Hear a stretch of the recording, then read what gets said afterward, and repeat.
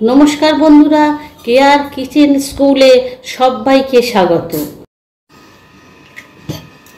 आज के आमी तैरी करब सहज पद्धतिते मटन बिरियानी। मटन बिरियानी करार जन्य आमी सादा तेल किछुटा परिमाण व्यवहार करछि एबं आमी एर संगे घिओ व्यवहार करब। एते आमी फोड़नेर जन्य दिए दिচ্ছি जायफल जयत्री दालचिनी लवंग दिए दिल और दुटो तेजपाता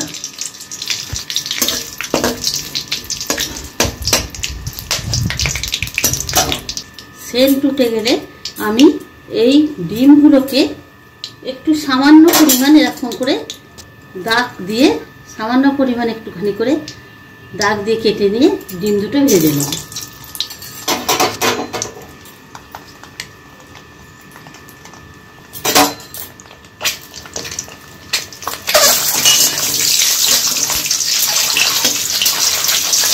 আমি কিন্তু গরম মশলা ফোড়ন দিয়েই আমি এই ডিম দুটো ভেজে নিচ্ছি। আর আমি বিরিয়ানি চালটা আমি ঘরের চালই ব্যবহার করেছি।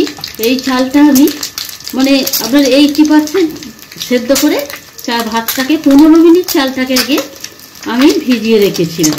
রাখার পরে আমি ভাতটা করে একেবারে 80% মতো সেদ্ধ করেছি, করে রেখে দিয়েছি। রেখে জল ঝরতার দিয়েছি, দিয়ে একেবারে ঝরিয়ে জলটা রেখে দিয়েছি। ডিম দুটো আমার ভাজা হয়ে গেছে। ওই ফোড়ন তেলেই ফোড়ন দেওয়া তেলেই আমি দুটো পেঁয়াজ একেবারে মিহি করে কুচিয়েছিলাম, সেটা আমি ভেজে নিই।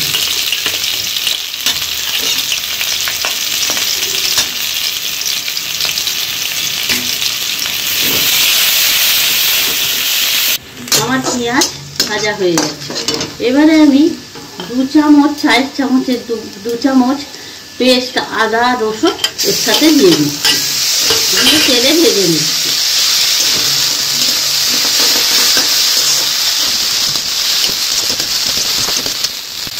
এইখানে আমার মটনটা হলুদ দিয়ে সেদ্ধ করা আছে।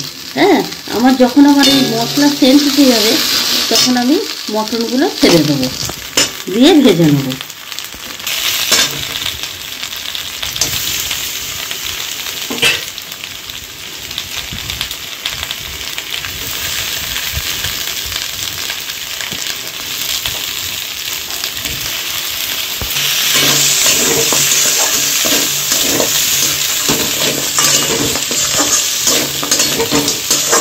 আমার মটনগুলো যেহেতু সেদ্ধ করা আছে হলুদ নুন দিয়ে, আমার এটা বেশিক্ষণ কষতে লাগবে না, এটা মোটামুটি সেদ্ধই হয়ে আছে।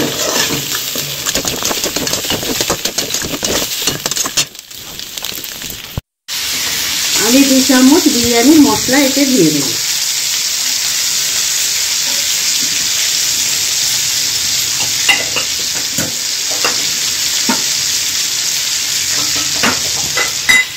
এই চামচটারই 1 চামচ গরম মশলা গুঁড়ো দিয়ে দিলাম।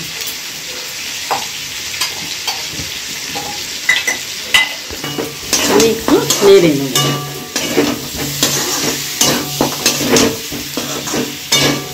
আমার একেবারে মাংসটা ডিম মাংস আলু রেডি হয়ে গেছে। আমি এইবারে এই ভাতটা এবারে দিয়ে দেবো।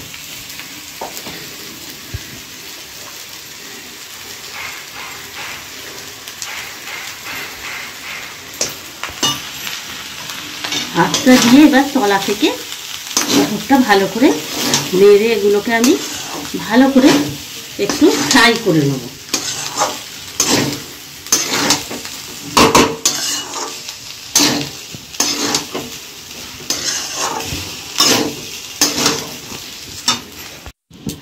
নামাবার আগে আমি একটুখানি বিরিয়ানির মশলা দিয়ে দিলাম অল্প পরিমাণ, আর 2 চামচ এই 4 চামচে 2 চামচ ভর্তি ভর্তি ঘি একবারে দিয়ে দিলাম।